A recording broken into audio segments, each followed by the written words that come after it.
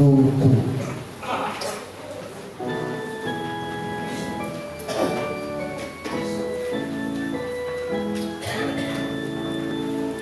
We have a gospel to proclaim, good news for many on earth.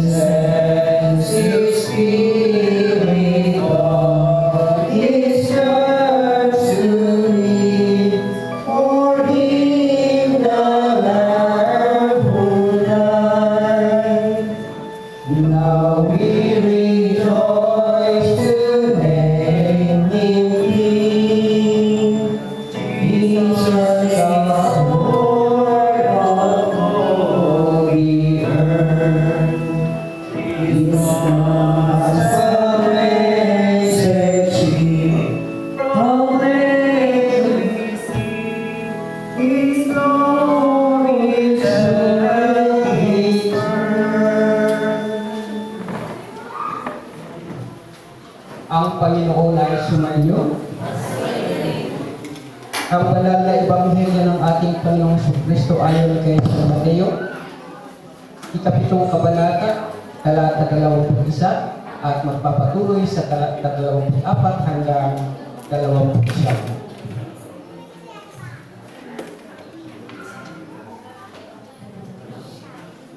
Hindi lahat ng tumatawag sa akin, Panginoon, Panginoon, ay papasok sa kaharian ng langit, kundi iyon lamang sumusunod sa kalooban ng aking Amang nasa langit. Kaya't ang bawat nakikinig at nagsasagawa ng mga salita kong ito ay matutulad sa isang taong matalino na nagtayo ng kanyang bahay sa ibabaw ng bato. Umulan ng malakas, bumaha at binayo ng malakas na hangin ang bahay na yun, ngunit hindi nagiba sapagkat nakatayo sa ibabaw ng bato. Ang bawat nakikinig ng aking mga salita at hindi nagsasagawa nito ay matutulad sa isang taong hangal na nagtayo ng kanyang bahay sa buhangin. Umulan ng malakas, bumuha at binayo ng malakas na hangin ang bahay. Bumagsak ang bahay na iyon at lubusang nawasak. Nang masabi ni Jesus ang mga pananalitang ito, ang mga tao ay namangha sapagkat nagturo siya na parang isang may kapangyarihan at hindi tulad ng mga eskriba. Magsiupo po tayong lahat. Magandang umaga po. Mga gwapo at mga gwapa. Mga magaganda at mga gwapo. Halos hindi ko tuloy nakilala yung mga dati kong kakilala. Medyo nag-iba ang kanilang mga ayos. Si Coach Barnes o si Brother Bayani. Blooming. Hindi na po ba masakit ang katawan? Medyo pa. Magpagaling po kayo at malapit na ang pagpupusga. Nakilala ka agad si Manang Bertie. Ang ganda-ganda na nyo. Dati-dati, pag nakikita ko, nakaayos pang pang-bukid. Ngayon, biglang nakita ko, siya na ba ito? At sa lahat po, sa mga ating mga panauhin na nanggaling pa sa medyo malalayong lugar, isinakripisyo ninyo ang oras upang magkibahagi sa napakahalagang okasyon ng buhay ng dalawang kong nandito sa harapan. Sila ang may pakala kung bakit tayo naiinitan dito. Mamaya, meron daw management yung Armand. Pumapayag ka. So, ang ating natunghayang ebanghelyo ay patungkol sa kalinghagan ni Jesus, patungkol sa mga nagtayo ng bahay. At bago pa ito nagsimula, bago pa niya ito pinasok yung paglalahad ng kalinghagan yan, ito po ay isang nagko-conclude doon sa mahigit 2 chapters, chapter 5, 6, halos 3 chapter, kung saan inilatag niya ang mga alituntunin tungkol sa kung sino ang mapalad. Blessed are the poor in spirit, dahil sila ay magiging makakatanggap sila ng pagpapala mula sa Diyos. At sa sunod-sunod na mga aral niya, andyan yung pangaral tungkol sa galit, andyan yung tungkol sa pangangalinya, at iba pang mga aral na binanggit ng Panginoon ay maligtas. At dahil dito, meron siyang ibinigay na panuntunan tungkol, at dito, meron siyang binanggit tungkol sa mga tagapagtayo. Sino nga ba ang matalinong tagapagtayo? Who is, or meron siyang plano kung ano ang kanyang gagawin at kung ano ang kanyang tatayo. I would praise for the building. Dito po sa ating lokasyon dito sa San Isidro, napapansin ko na pag summer, ang laki ng awang sa lupa. Maski sa bukid, pwede lumusot ang paan ng kalabaw na nag-track na yung sahig, nag-track sa building. It has something to say about the foundation, yung pundasyon ng inyong gusali. At dahil yan literally sabi naman sa building natin, ang isang wise builder, pinapag-aralan niya yung lugar kung saan niya itatayo ang kanyang bahay. At syempre, this wise builder will establish a strong foundation that even the strongest sword. So, mahalaga yung pagpunda ng pundasyon ng bahay, ng gusali. Kung nilalais natin na ito ay tatagal, kung ito man po ay bahay, kung siguro si magtatayo siya ng bahay na matibay upang mamanahin pa ng kanyang mga Israel. So yung pundasyon ng bahay na itatayo ay maaari napakatibay at ito ang bahay na yan ay maaaring mamanahin pa ng mga kaapu-apuhan. At siya ay tinanong sabi ng mga tao sa kanya nung siya ay nagtuturo, sabi sa kanya, saan kaya galing ang kanyang katalinuhan na yan? Sinong nagbigay sa kanya? Hindi ba siya ang anak ni Jose na karpintero? At narito ang ating yung kanyang mga kapatid. Kilala natin. So, siya ay isang karpintero at kung isa siyang karpintero, ay alam niya at naiintindihan niya ang kahalagahan ng pundasyon kung nais ng isang tao na magtayo ng isang matibay na gusali or bahay or tahanan.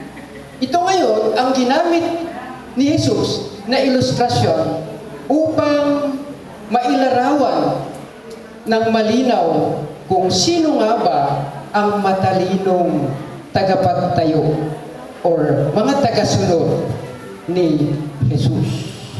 Kung maalala po natin, kanina sa verse 21, ay sinabi na ni Jesus na hindi lahat ng tumatawag sa kanyang Panginoon ay maliligtas.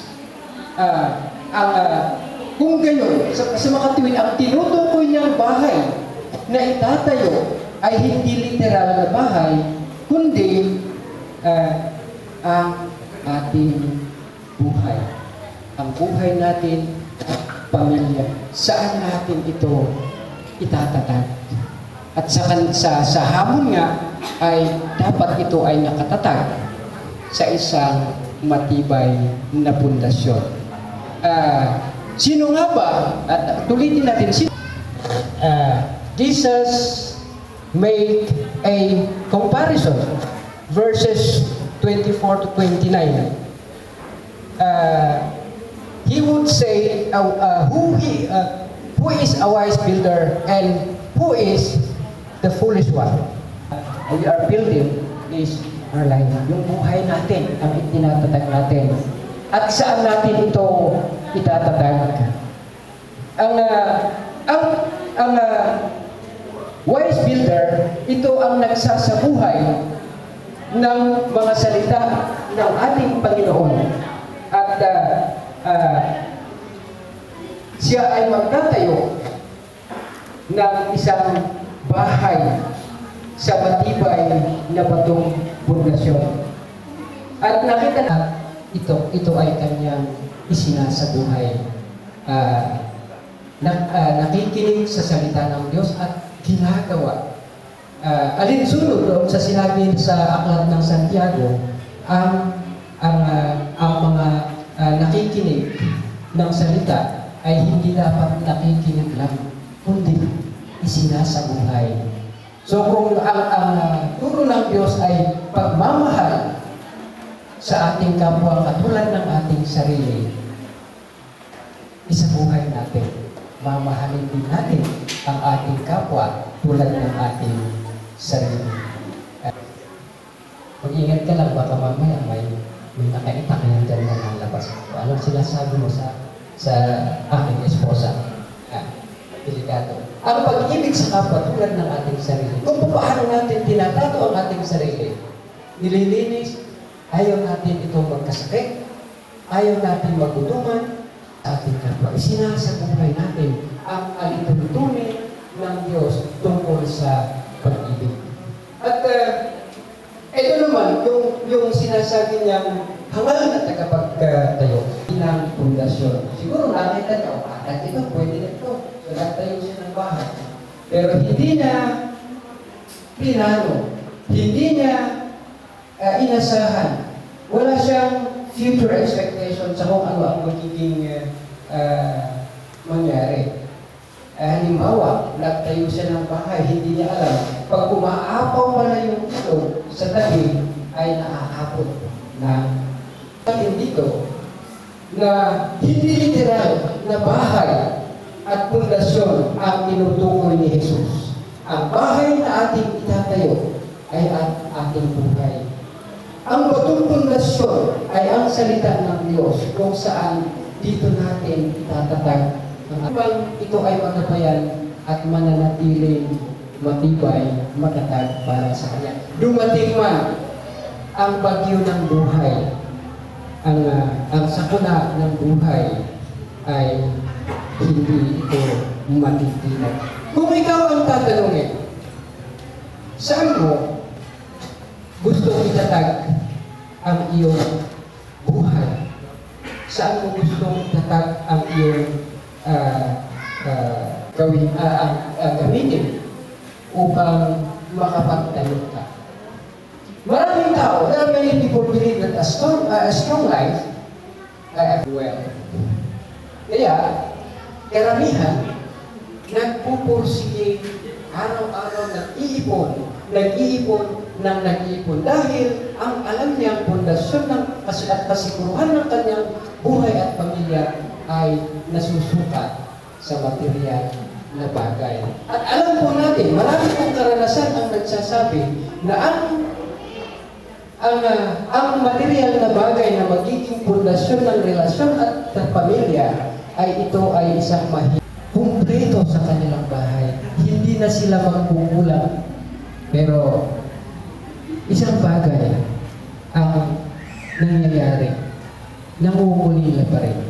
Hindi rin naman sabi na ang material na bagay na pinagpupursige natin ay masama. Hindi masamang yumaman. Gusto mo ba yumaman, Ramon? Gusto mong yumaman? Ako, gusto mong yumaman. Gusto ko. Sino ayaw yumaman yan dyan? Bigay niyo sa akin ang inyong mga ayaman. Ayaman ako. Hindi po ang material na bagay, pinagtutunan natin ng pansin, pinagsasakripisyohan natin. Iyan ay mabuting biyaya ng Diyos para sa isang buhay na nakakasiguro. Pero ang nagiging masama ang kayamanan ng sarili kung ito ang papalit sa pwesto ng Diyos sa iyong buhay, sa iyong puso.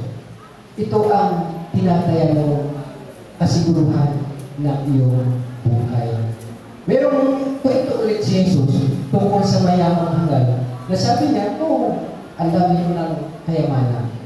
Pwede na akong kumain, magpakasaya, matulog, kumain, at wala na akong, hindi na ako magkukulang, hindi na ako mag-aalala para bukas. Pero sabi ng Panginoon, hangal ka. Dahil ngayong gabi rin ito, papawilin sa iyo ang iyong buhay. Sino makikinara sa iyong pinaghirapan? Maiiwan mo yan, hindi natin magdadala. Kaya ang tanging alaala natin yung alaala ng ating pagkatao. Ano po ang gusto ninyong maaalala ng mga tao sa inyo pag kayo ay lumipas na? Pag naaalala ba yung pangalan ninyo ay sabi niyo, sayang, nakakapangkaya ng mga tao, napakabait, buting tao. Pero sa isang banda, pag narinig lang yung pangalan, yun, ayun, buti ka sa kanya. So, alin po ang mas mainam? Yung sinasabihan na napakabuting tao, yun ay isang palatandaan na ang tao ito ay itinatag ang kanyang buhay sa salita ng Diyos. Nagiging pundasyon ang kanyang buhay ang salita ng Diyos. So, siyempre, itong dalawang kasama natin dito. Bakit gusto niyo sa simbahan? Bakit? Nangangahulugan lamang po na ginusto niyong pumunta dito sa simbahan at isakop ang Diyos sa inyong relasyon. At yan ay isang napaka-importanteng unang hakbang ng iyong ginawa. Ang isakop sa Diyos, isakop ang Diyos sa inyong relasyon. At iyan, maaaring sasabihin, kayo ay mga matatalino at kapagtatag ng bahay dahil ginagawa ng buhay. Ano nga ba ang mga benepisyo na ang ating pamilya ay nakasakop sa Diyos? Ang napakaganda yung slogan ng Roman Catholic sa yung kanilang family ministry. Ano po yung kanyang sinasabi? A family that prays together stays together. May project yung anak ko, sino kaya hindi ko alam kung sa elementary yung na ipinaproject. Caption niya doon is the family that prays together stays together. Si Ma'am Janet yata ang sasabi mo na andun pa po sa bahay nakasabi.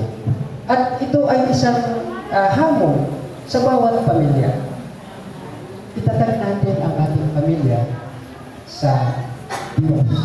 Dahil yan, ang mahirap ang buhay. Ang isang manggagawa ng simbahan ay napakahirap. Sa material na bagay, mahirap man ang buhay, ay nagtataka ako. Paano ko natutustusan ang pang-araw-araw ng aming mga estudyante? Sa ngayon po, ang buo kong sambahayan ay estudyante. Ako na lang po ang naiwan sa bahay na hindi estudyante. Yung misis ko, gumaya na-engage sa kanyang mga anak na estudyante, sabi, mag-aral din ako. So ayun, nandun po siya sa seminaryo ngayon. Nais ka niya, pantan ako pag ako ay nag-retiro. So yan, ang pang-araw-araw na pangangailangan na tutustusan at sa hindi mo ipaniwanag na pamamaraan, laging nariyan ang biyaya ng Diyos sa oras na hindi mo ito inaasahan. Sa oras na ikaw ay umaasa na lang sa Kanya. Itinulungan mo sa Kanya ang lahat ng iyong hilain, ang iyong mga kahilingan, ang iyong mga problema, at ito hindi natin namamalayan na susolusyonan ng hindi natin alam kung paano. And I will agree that God really works in many mysterious ways. Blessing our life. Kung ito ay yung sinasabi doon sa Matthew 5, yung sa mapalat, sabi niya, mapalat ang taong wala ng inaasahan kundi ang Diyos. Dahil makikita nila ang Diyos, matatanggap nila ang mga biyaya galing sa Diyos. At si Aaron at saka si Sherilyn, itatag ninyo ang inyong bagong pamilya sa pundasyon na matibay kay Kristo. Sa mga susunod na sa aking mga karanasan, sa mga kinakasal ko, binibinyagan ko, pagkatapos ng kasal, pagkatapos ng binyag, hindi ko na ulit sila nakikita bumabalik sa simbahan. Bakit kaya? Naalala ko tuloy ang isang ahensya ng ating pamahalaan. Ano po yun, Janet? Ang nangangailangan ng birth certificate ng school, ng birth certificate, bayaan mo lang sa dyan. Ganun din po ang ating pagpasok sa simbahan. Pagkatapos ng kasal, pagkatapos ng binyag, ay wala na. Antayin natin kung kakailanganin natin ang baptismal certificate, punta ako sa simbahan. Yun lang maaalala ang simbahan. Pero sa katunayan, ang hamon ng Diyos, itatag natin ang ating buhay at pamilya sa Kanyang salita at malalaman natin na ang Kanyang pagpapala ay nariyan lagi at pinatatag ang ating relasyon bilang pamilya. At yun ang gusto ni Armon at Shirley. Sabi ko kanina, nawa ay pagpalain kayo ng maraming anak. Isang dosena para marami silang magtrabaho sa bukid. Ang nung araw, sabi, pag marami kang anak, kayamanan yan dahil marami magtatrabaho sa lupa. Pero sa isang katulad ko, yung lupa ko ay nasa paso, wala silang magtatrabaho, kaya nilimitahan ko sa 3 lang. Mag-trinitarian na lang tayo, sabi ko kay Mrs. Sa ganitong uri ng aking hanap buhay, yung kanilang pagkain, hindi naman siguro sila sumasala sa pagkain. Pero pag nagkasakit na yan, pag nag-aaral na yan, kaya kayong dalawa, Sherilyn at Arnold, hindi dahilan ang hamon sa buhay na kalimutan ninyo ang inyong pinundan na relasyon, ang inyong pagmamahal at pagpakatibay kayo. Itatag ninyo ang inyong pinundan na relasyon sa pundasyon ng salita ng Diyos, at ito ay magiging isang matibay na haligi na magdadala sa inyo hanggang sa kung kailan gusto ng Diyos na kayo ay manatili sa buhay na ito, mararanasan ninyo ang kanyang kabutihan. At sa ating lahat po, mamaya, yung sa meron po tayong tinatawag na yung pagpapanibago ng ating marriage vows. Sila, si Armon at saka Sherilyn, itatatag nila ang kanilang relasyon. Ihahayag nila ang kanilang marriage vow. Kasama po tayo, yung mga pamilya, mga mag-asawa, kasamahan natin sila muling patatagin, muling palipaguhin ang ating marriage vows. At isang katanungan sa atin, katanungan na pwede natin pagnilayan.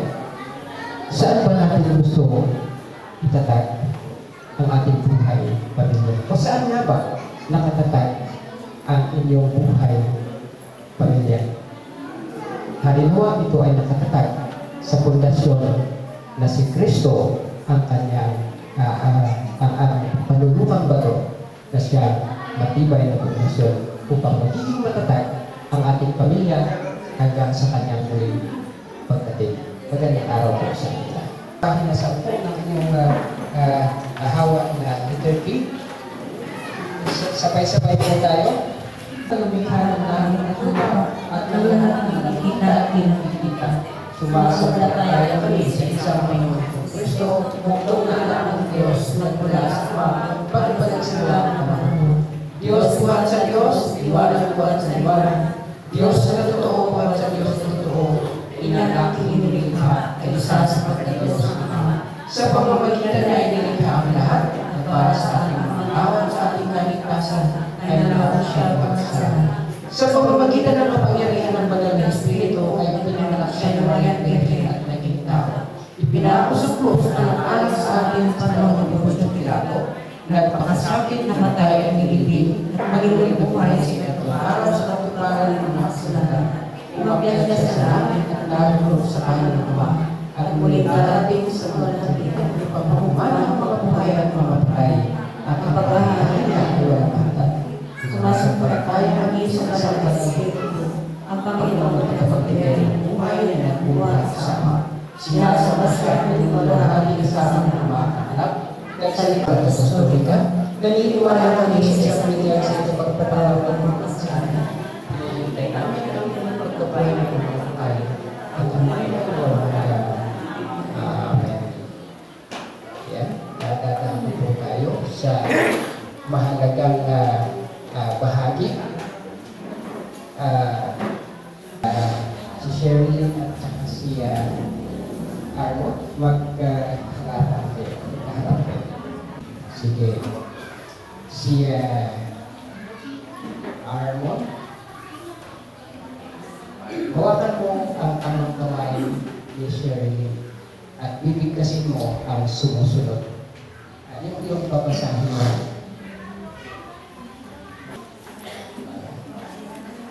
Ang ngalan ng Diyos, ako si Armand, tinatanggap kita, Kevin, upang maging asawa magmula ngayon at sa hinaharap.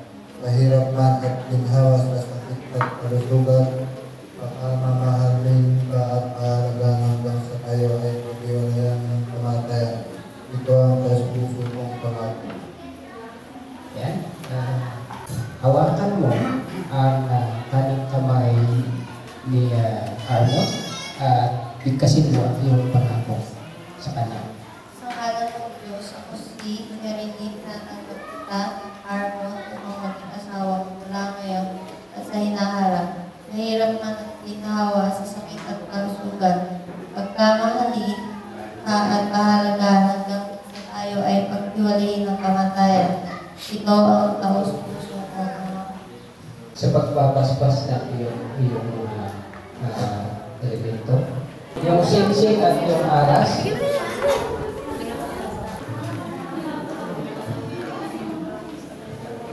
yung aras, dalahin mo ito yung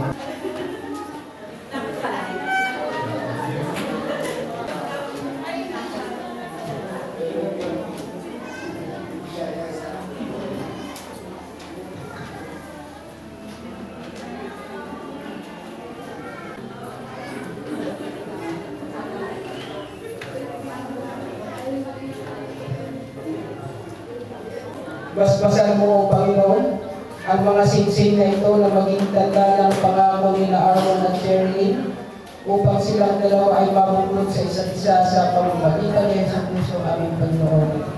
Amen. Matabang na aming Ama sa iyong kagandahang loob. Ang mga ibon sa parang ay sagana sa pagkain at ang mga bulaklak sa kapatiran ay iyong dinarangkan ng walang kapantay na kagandahan. Basbasan mo ang aras na ito na tanda ng nag-uumapaw na kasaganaan ng iyong pagpapala. Pagpalain mo rin kami upang ikaw ay aming parangalan at laging alalahanin upang sa mga susunod na panahon kami naman ay magkaloob maging mabuting katiwala ng iyong biyaya sa pamamagitan ni Yesu Cristo ang aming Panginoon. Amen.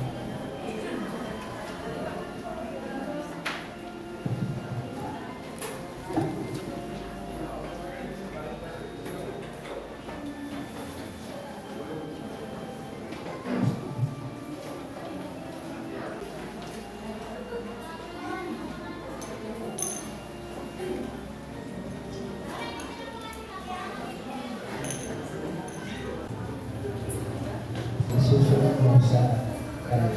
Assistin mo sila sa kanilang sasabihin. Ang pagbibigay ng, dadaan po tayo sa pagbibigay ng singsing.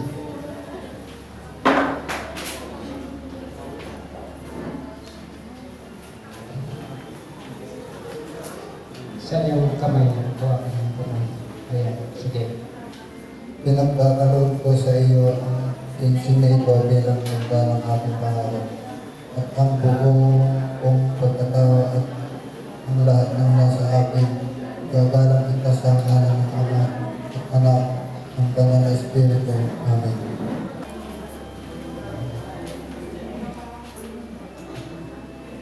Susunod mo ang singsing kay Arnold.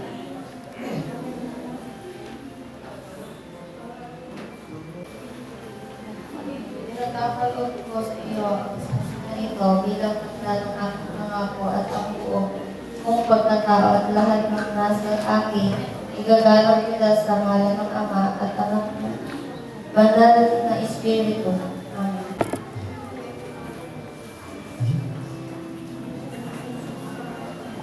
Ikaw mo sa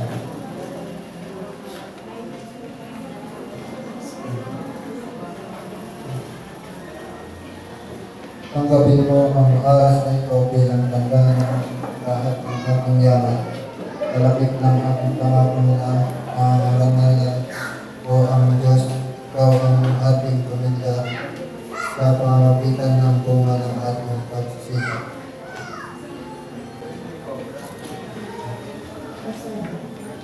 Tinatanggap ko ito ang ako na maging mabuting katiwala ng ating biyaya at maging katuwang mo sa pagkatuloy ng ating pamilya.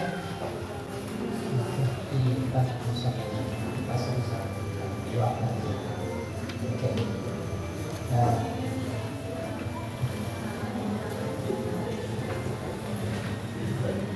Hawakan dito.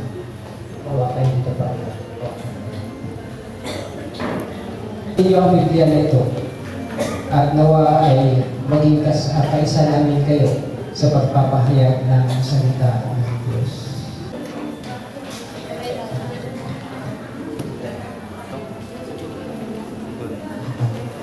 Kami ay naniniwala na ang banal na kasulatan ng kapwa ang dumaan bagong tipan ay naglalaman ng lahat ng bagay na kinakailangan para sa kaligtasan at lubos namin.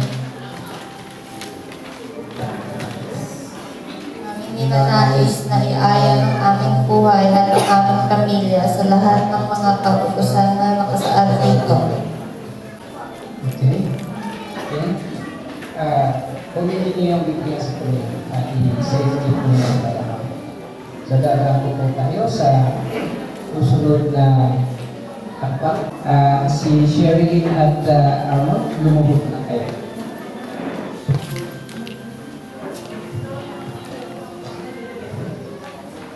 Yung magsisindi ng kandila.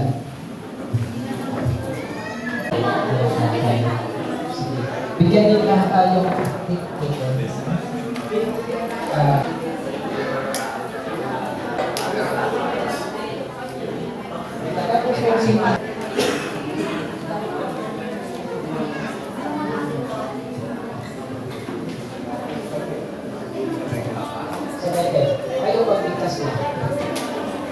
Wika ni Jesus, ako ang ilaw ng sanlibutan.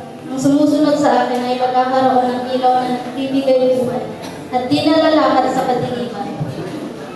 Ang mga kandilang ito ay nasindihan sa simula ng inyong kasal. Nawa kayo ay manatili lumakad sa tunglaw ng kanyang liwanag at ang inyong sambahayan ay magsilbing ilaw ng Diyos sa inyong komunidad. Salamat. Sunod na rin yung maglalagay ng ordo pag mag-prepare na kayo para sunod-sunod po tayo.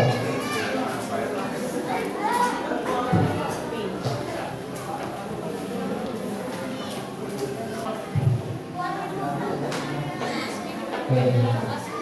Asaan yung takpan mo siya sa ulo, si Sherry? Wala bang pinya? Bumulong yan. Ingatan lang na hindi mahulog. Yung bibig kasi ng maglagay ng pelo. Binibihisan ko kayo sa ngalan ng pag-ibig. Isuko ninyo ang buong dalisay ng inyong sarili. Sa kalooban ng Diyos, tahakin ang daan ng kabutihan at kilalanin ang kanyang pagka-Panginoon sa inyong buhay. Ang chord, sunod-sunod tayo. So, yan.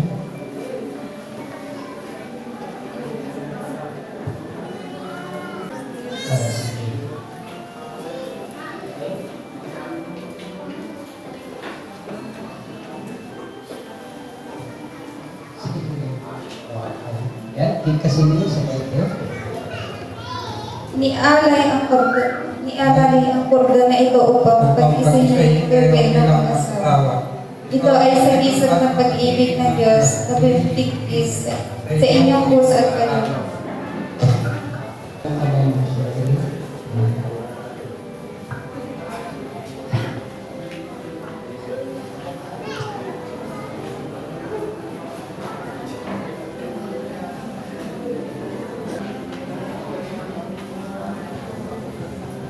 Ngayon na si Arnold at Sherilyn ay pinagkaloob ang kanilang sarili sa isa't isa sa pamamagitan ng kanilang taos-pusong pangako, paghahawak kamay at pagbigay ng kanilang mga kaloob sa bawat isa. Ipinahahayag ko na sila ngayon ay mag-asawa na sa ngalan ng Ama, ng Anak at ng Banal na Espiritu.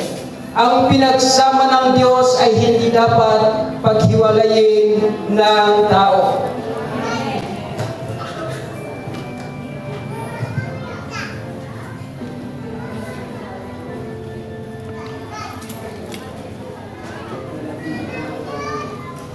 Pili kayong nakaluhod at dadako tayo sa panalangin para sa mag-asawa.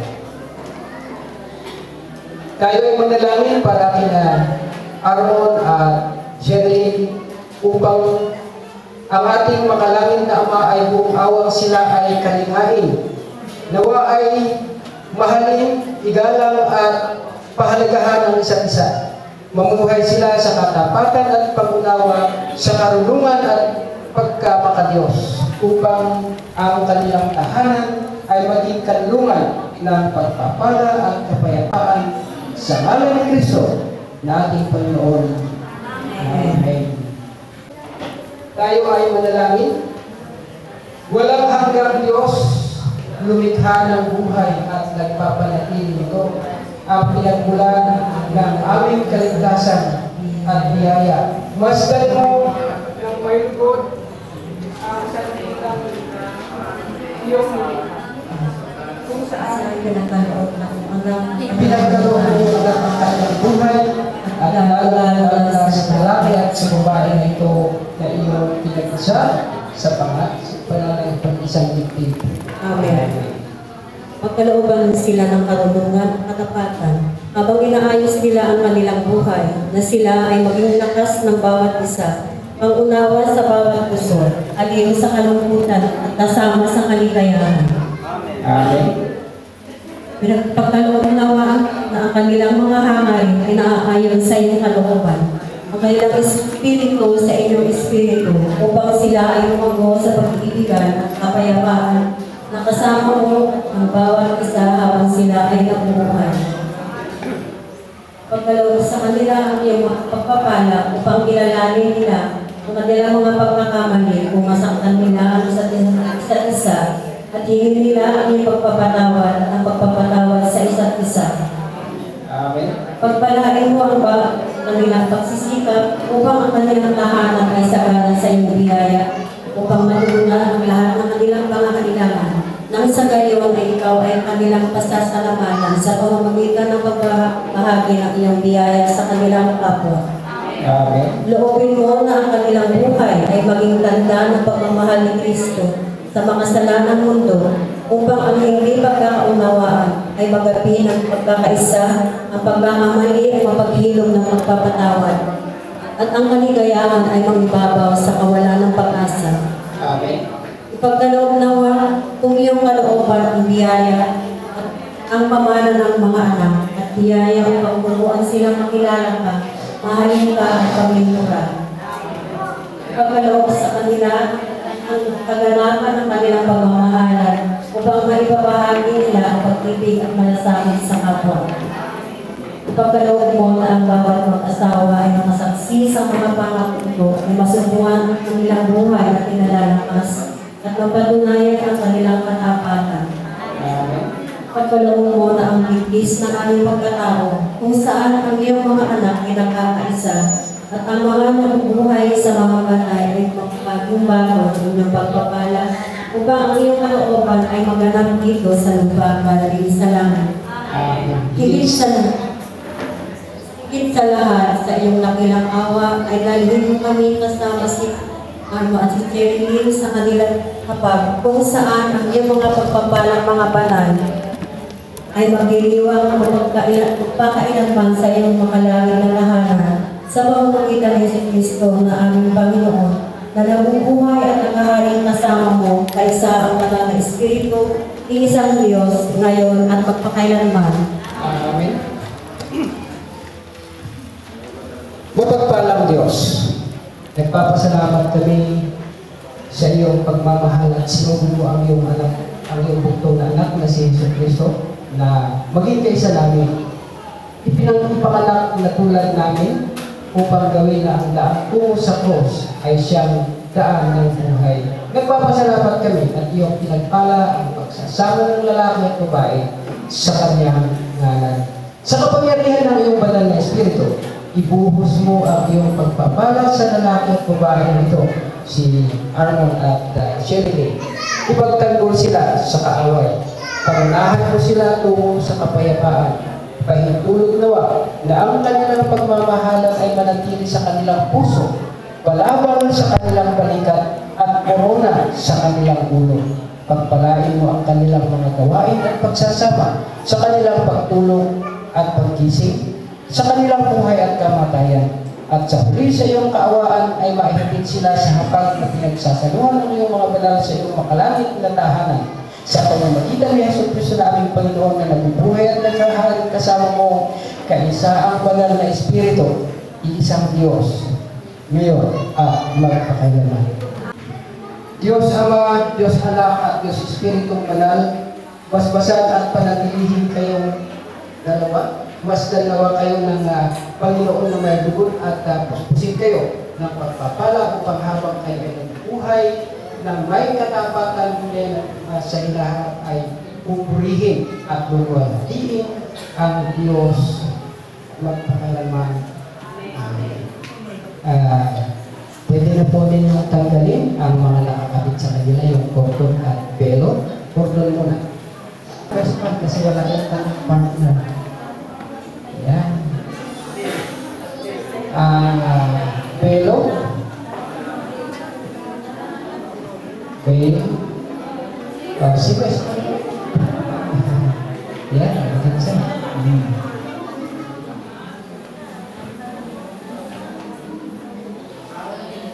Ayan. Tumayo kayong dalawa.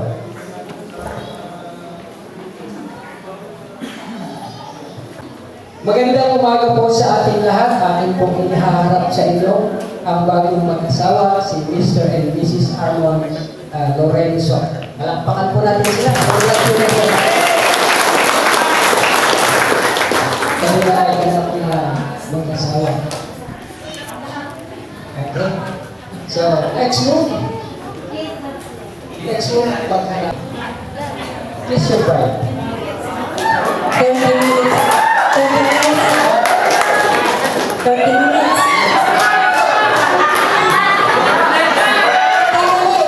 Lively. Ang ating sumayin ang kapayapaan ng Panginoon. Peace. Kapayapaan po sa isa't isa. Magbatian po tayo ng kapayapaan. Kapayapaan, kapalatagan ng iyong at kasiguruhan ng ating buhay at nanatiling sa ating lahat. So, nagdako tayo sa offertory. Kaya lagi tayong maghandog ng hain ng papuri sa Diyos sa pamamagitan ni Hesus Kristo, papuri na nagpapahayag ng ating pagkilala sa kanyang pangalan at huwag natin kaliligtaan ang paggawa ng mabuti at pagtulong sa iba sapagkat yan ang hain kinalulugdan ng Diyos. Hebrew 13 verses 15 to 16. Buong kagalakan natin ihandog ang ating buhay at gawain sa ating Panginoon. Mauna kaya po sa pwede tayong pupundoon sa gilid. Pagilid na ninyo, pwede tayong pupundoon. Aking Panginoon Jesus,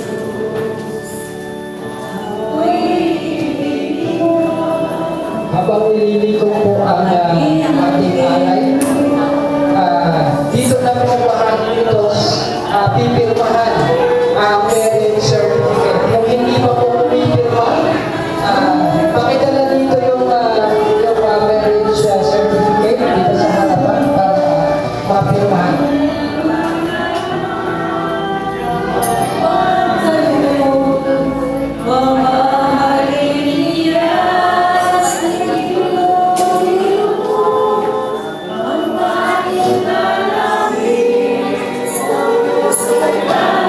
Yeah.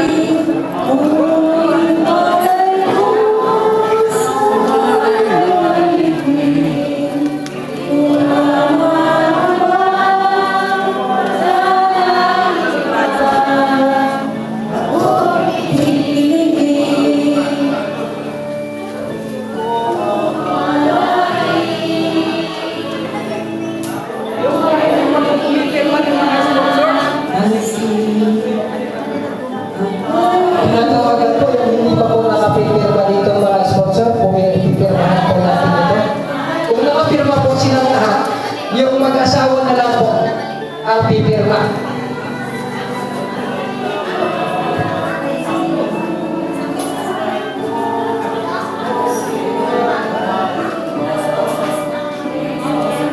Oh, sponsor.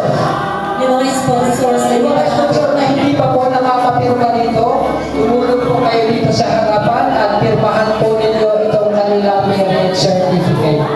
yung mga maaga dumating, baliktad na.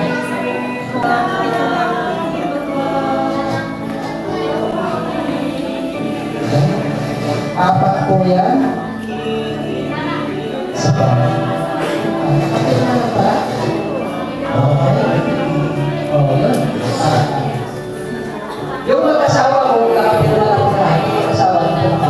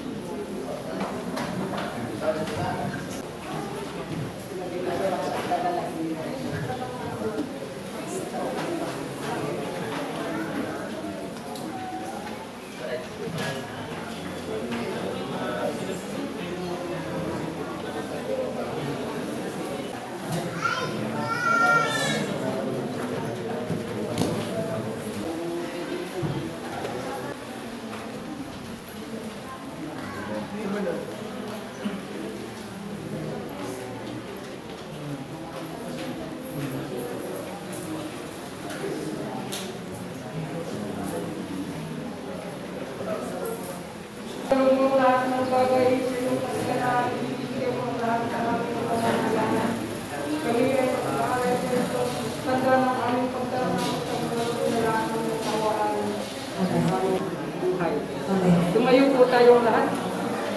Makapangyarihang Diyos, tanggapin mo ang alak na ito na aming ginawa mula sa iyong mga tanong. Ito naway aming magiging upang kaming tatanggap nito ay magkasigrado sa libago sa pagliliputan niyo. Amen. Ang Panginoon ay sumainyo. Itaas ninyo inyong mga puso. Magpasalamat tayo sa ating Panginoong Diyos. Tunay na matuwid, isang masayang bagay lagat sa man ang magbigay pasalamat sa imong makapangyarihan ng lumikha ng langit at lupa. Sapagkat sa pagbibigan ng lalaki at babae, ipinakita mo sa amin ang larawan ng makalangit na Jerusalem, na kagayat tulad ng ikakasal na babae para sa kanyang katipan, si Yesu Kristo na aming Panginoon, na pinarikit at dahil sa kanyang pag-ibig ay pinigay ang kanyang sarili para sa kanya upang mapagiging bago ang lahat ng nilalang. Kaya nga kasamang mga anghel at mga anghel at lahat ng kaisipan ng langit, buong kagalakan namin pinahahayag ang iyong kaluwalhatian, laging nagpupulis at nagsasabi, Banal, banal, banal na Panginoon, Diyos ng ang langit at lupa ay susunod ng kanyang o sana sa kaasan. Mapalad siya na lumarating sa pangalan ng Panginoon o sana sa kaasan. Page 22. Banal at buting Ama, sa iyong walang hanggang pag-ibig ay nilalang mo kami para sa iyong sarili at nang kami nagkasalat na paalipin sa kasamaan at kamatayan. Sa iyong kaawaan ay isinugo mo si Jesus Cristo ang iyong bugtong at walang hanggang anak upang mag-isa sa aming pagkatao at pagpapasundo kami sa iyo, ang Diyos at Ama ng lahat. Pinapasisang ko sa tinialay ang kanyang sarili bilang pagsunod sa iyong kalooban, isang ganap ng hain para sa buong sanlibutan. Nang gabing siyang pinagkanulo upang magdusa at mamatay, ang ating Panginoong Jesucristo ay kumuha ng tinapay. At nang siya ay nakapagpasalamat sa iyo, ito ay kanyang pinagpira-piraso at ibinigay sa kanyang mga alagad at sinabi, kunin ninyo ito at kanin. Ito ang aking katawan na pinagkakaloob sa inyo. Gawin ninyo ito sa pag-alaala sa akin. Pagkatapos ng hapunan, kinuha niya ang kalis ng alak. At nang siya ay nakapagpasalamat, ibinigay niya ito sa kanila at sinabi, inumin ninyo ito kayong lahat. Ito ang aking dugo ng bagong tipan na inubuhos para sa inyo at para sa marami sa ikapagpapatawad ng mga kasalanan. Sa tuwing iinumin ninyo ito, gawin ninyo ito sa pag-alaala sa akin. Ating ipahayag ang misteryo ng ating pananampalataya.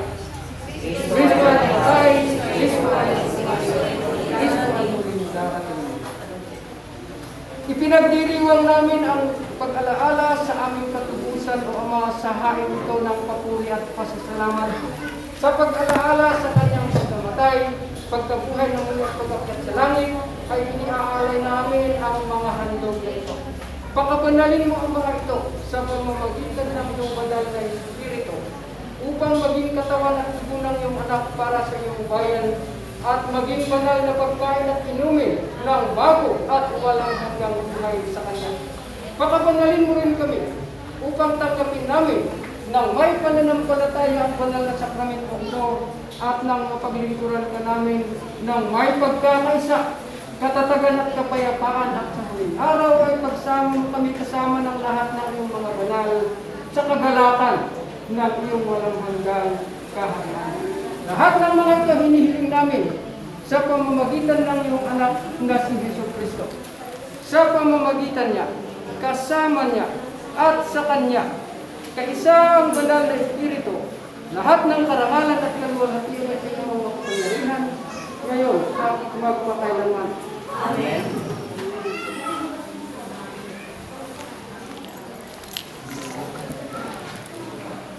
Tulad ng itinuro sa atin ng ating tagapagligtas na si Jesucristo, tayo ay manalangin. Namanawin sa langit, sambahin ang lumapit mo ang Panginoon. Sundin ang loob mo dito sa lupa kaya rin sa langit. Pagkakalin mo kami. Alam, kaya rin ang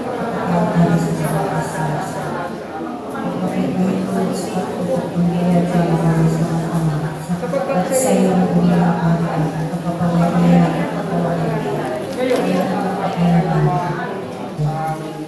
Panginoon, sinasamo namin sa iyo na igatya mo kami sa lahat ng masama. Ipagkaloob ang iyong kapayapaan sa panahon namin. Sa tulong ng iyong awa, ilayo mo kami sa pagkakasalat, ligtas sa ligalig habang hinihintay namin ng may kagalakan at pag-asa ang muling pagdating ng aming Panginoon at tagapagligtas na si Jesucristo.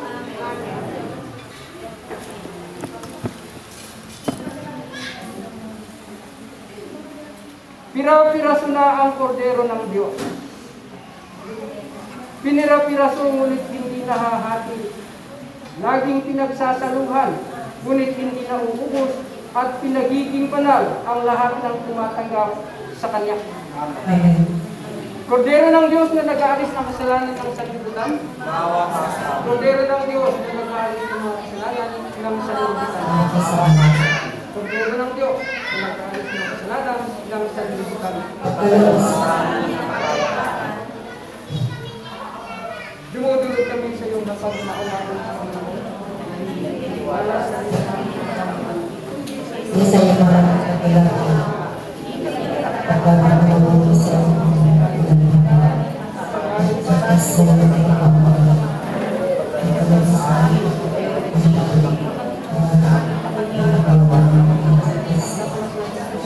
Pakilagay ng Panginoon upang pakilagay ng lakas at pinagiliwan ng Panginoon sa mga pagsasama.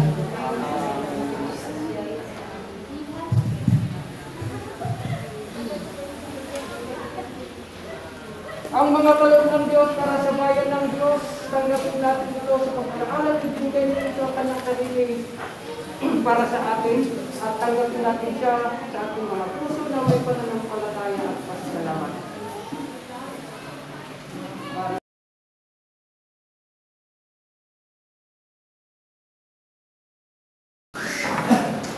Hymn 148.